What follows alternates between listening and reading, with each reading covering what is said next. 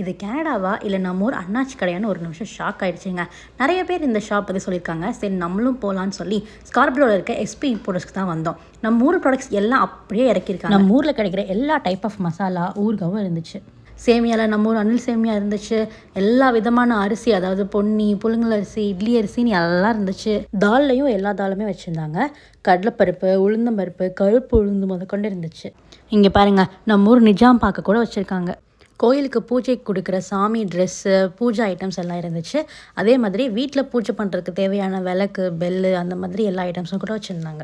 என்னோடய ஃபேவரட் செக்ஷனான ஸ்நாக்ஸில் கூட முறுக்கு, ஓமப்பொடி எல்லாமே இருந்துச்சு. எல்லா இந்தியன் ஸ்நாக்ஸும் இருந்துச்சு. அதுக்கப்புறம் நம்ம ஊர் சோப்பு, ஷாம்பு எல்லாமே இருந்துச்சு. பாருங்கள், ஹமாம் சோப்பு கூட வச்சுருந்தாங்க. நான் ரொம்ப ஷாக் ஆனது இதுதாங்க. வெத்தலை, மா இலை, வேப்பலை கூட வச்சுருந்தாங்க. ஃப்ரூட்ஸ் அண்ட் வெஜிடபிள்ஸ்க்கு தனியாக ஒரு செக்ஷனே பெருசாக வச்சுருந்தாங்க. நாங்கள் போனது வீக்கெண்டுன்றனால கூட்டமும் பயங்கரமாக இருந்துச்சு.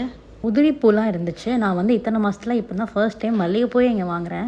ஷாப் கொஞ்சம் கன்ஜஸ்டட் தான், பட் ப்ரைஸ் எல்லாமே கொஞ்சம் அஃபோர்டபுளாகவே இருந்துச்சு.